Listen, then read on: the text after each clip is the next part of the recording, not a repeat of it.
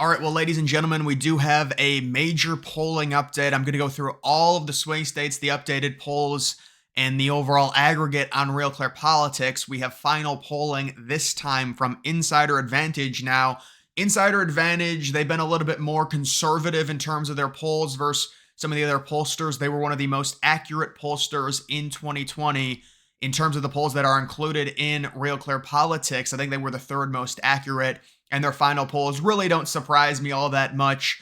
Trump +3 in Arizona, +2 in North Carolina, +1 in Pennsylvania, +1 in Wisconsin, and then Michigan is tied.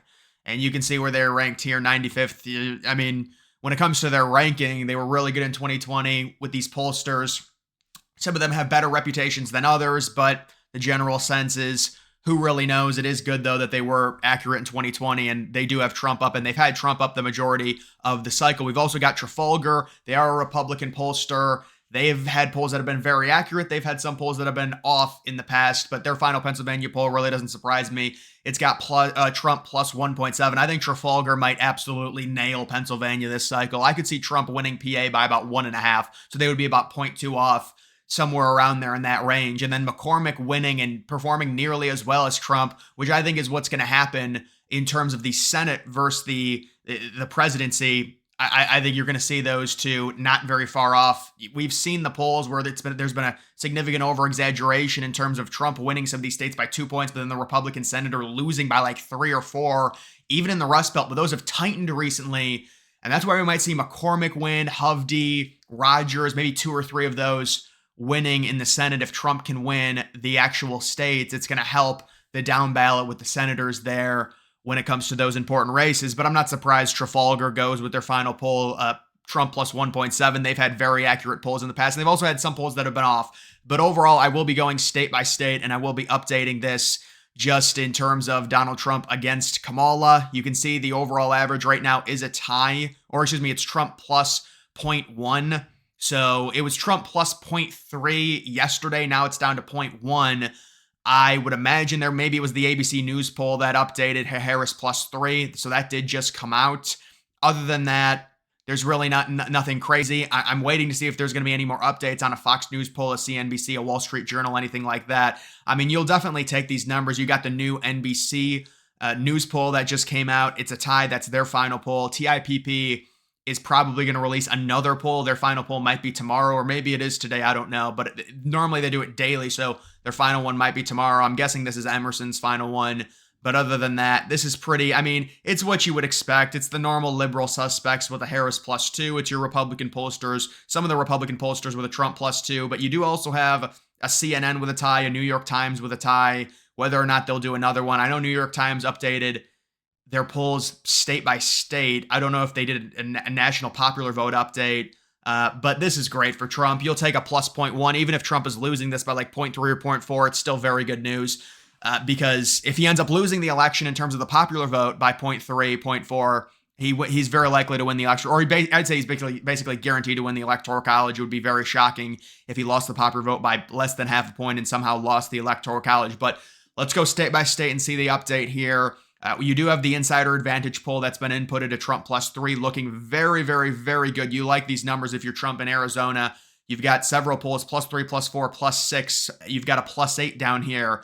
So, we've seen Trump be able to really go out to a nice lead. You take a look at the 2020 results. I just want to see how off the polls were. So the Arizona polls were relatively accurate in 2020. They were off by 0.6. They underestimated Trump by 0.6, but Biden did end up winning. Trump being up 2.6 with how off they were in 2020. Very, very good news. It would signal around a 2.5 to a 3-point Trump victory in the state of Arizona. It might even be maybe even a more underestimation to where Trump might win the state by 3.5 to 4. We'll have to see. But there's been some more polls that have been very, very good. I mean, if these polls get knocked off down here, Trump's overall aggregate would go up to like plus point to like 3.5 or something like that around there, around plus 3.5 points. Moving on to Nevada. You do have Trump sitting +1. This is kind of a weird polling situation when it comes to this state. You've got the New York Times Siena Harris +3. You've got an Atlas Trump +6. You've got this Noble Predictive Insights Harris +1, then another Trump +6, then a Harris +1, Trump +2. The polls are all over the place on this state, but it does look like it's trending relatively into Trump's direction. You've got two +6s. So you could argue maybe they're not outliers. There is also a Harris +3. It's a very close state. There's no doubt about it. But I do think right now, Nevada probably will close with Trump as a slight favorite in terms of this state. You take a look at 2020 and you see they were right on. Their final result was Biden plus 2.4. And that was the actual result there. So they were 100% right. That, that's not saying they're going to be right again, the polls in Nevada, but they were very accurate in 2020. So if they're accurate again and you take all these polls into the aggregate, you get a Trump +1. Even if Trump underperforms that by half a point, he still wins. You'll take that. We'll just have to see. But even if some of these polls get knocked off of the aggregate, I wouldn't be too concerned if I'm Trump, because it's a Trump +2, it's a Harris +1, it's a tie. You've got these two Trump +6s. Those are final polls, meaning they're not going to change at all. And that should keep Trump up in Nevada going into election night, we would hope. Moving on to Wisconsin, you do have a Harris plus 0.3. So the New York Times poll that just came out was a Harris +2, insider advantage, Trump +1. That gets put in there. Atlas Intel, their final poll last night was a Trump +1. Marist, they've had the Harris +2. That's really swung the betting markets. And by the way, it feels like the betting markets have stabilized, and I would imagine Trump's going to go back up and have a bit of a rally going into tomorrow. I think he's right. It's around 54 to 46 right now. Maybe it's like 55-45 if you round it up on Poly Market. So I think the betting markets should be relatively good for Trump going into tomorrow, and there should be momentum regained after the Iowa poll. A lot of people, even liberals, calling out that poll saying it's horrible. When you look at this average of plus 0.3, if I was Trump, I wouldn't be concerned at all. You take a look at 2020, obviously there was a severe underestimation for Trump. When you look at all of these polls combined, they had Biden plus 6.7. He won by 0.7, so they underestimated Trump by 6 points. They wouldn't even need to underestimate Trump by a point for him to win. If they were off by half a point, Trump would win this state. So it is extremely, extremely close, and we've seen both in 2016 and 2020 in Wisconsin, there be a significant, not a small, a significant underestimation of Trump. The Hillary race, it was about 7.5 points. The Biden race, it was 6 points. And so when you're talking about him being down by 0.3, obviously liberals hope, well, now they're overcorrecting and they're trying not to underestimate Trump again. That's the narrative. But that is just speculation, and they base it off of 2022 midterms. Trump wasn't on the ballot in the midterms, so you're comparing apples to oranges, but they're just speculating, hoping that they're overestimating Trump, when all throughout 2016, 2020, especially in the Rust Belt, it's been severe underestimations. We don't even need a crazy polling error. You get a 2-point polling error for Trump. He wins the state by basically 2 points. He's down by 0.3. It's basically tied. So that is Wisconsin. Moving on to Michigan right now, we do have Harris sitting plus 0.6. So it's actually gone down a little bit. It was 0.8 yesterday. You've got a few ties. You've got a Trump +1. You've got a Harris +1 from Rasmussen. You've got a Harris +3 from Marist. I feel pretty confident even Michigan's going to go to Trump. To me, these numbers are not bad. Harris sitting 0.6. Now, Michigan has been a little bit more accurate in terms of at least their polls in 2020 on election day.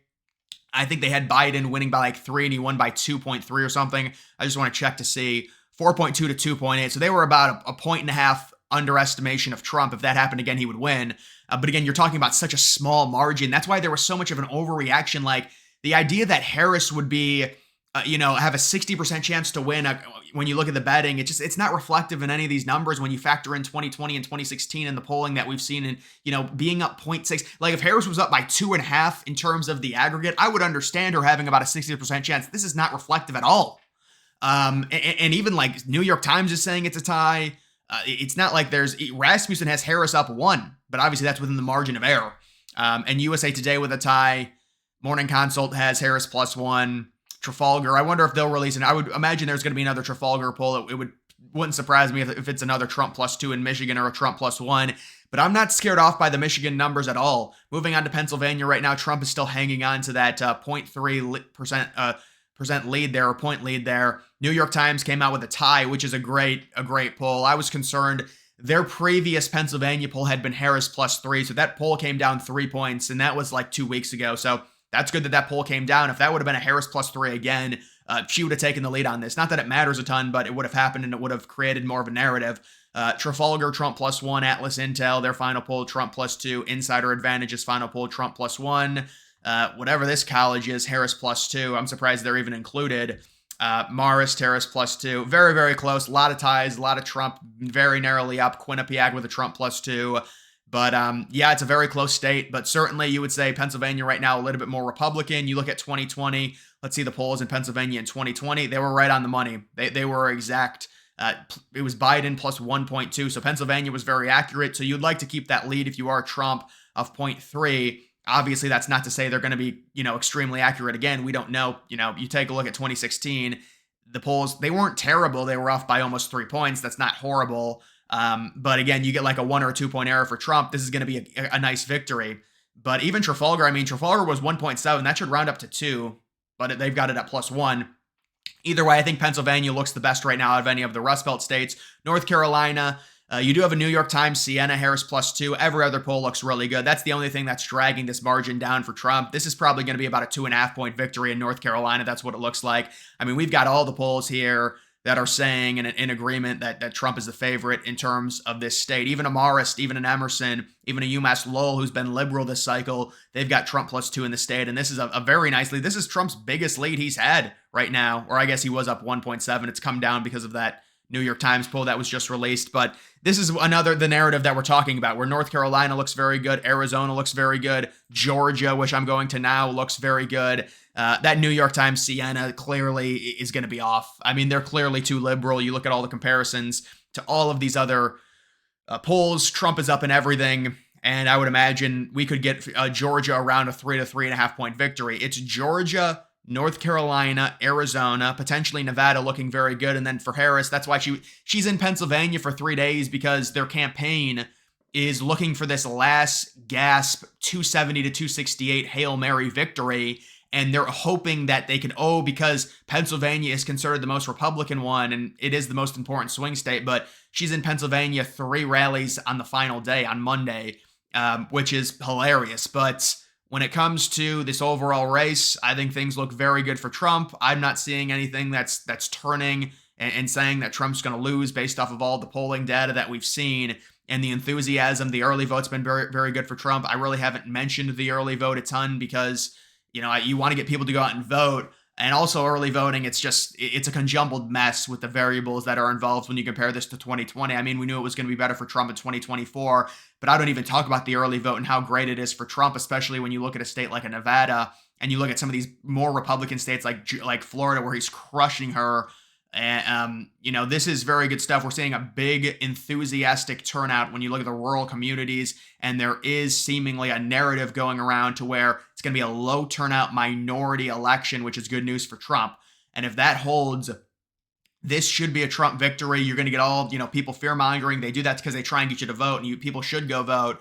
But I'm just saying, when it comes to the whole thing, the narrative, women are way outvoting men, it's because they already do. On average, women vote more than men. And on top of that, they do a lot more early voting than men. But it's like, okay, men will go day of, and I think a lot of men are going to go day of, and it's going to make up for it, because it's almost like we've underestimated the day of vote because there's all this emphasis on early voting, and people are going to be surprised how many men show up day of and vote for Trump, especially in a state like Pennsylvania. So right now, I'm not seeing any polls that, you got the crazy, should I go to Iowa? The state and take a look at those polls, but there are no polls because nobody thought it was a swing state. But, you could look at New Hampshire, you could look at Virginia. Unfortunately, I think those polls are pretty much settled. I saw a +5 in New Hampshire for Harris. I'm not saying it can't happen for Trump, but it's probably going to be a small loss. I guess we'll have to see on election night. But either way, that's the current situation, guys. That's going to do it for this video. Make sure you follow me on X. Link to that's always in the description.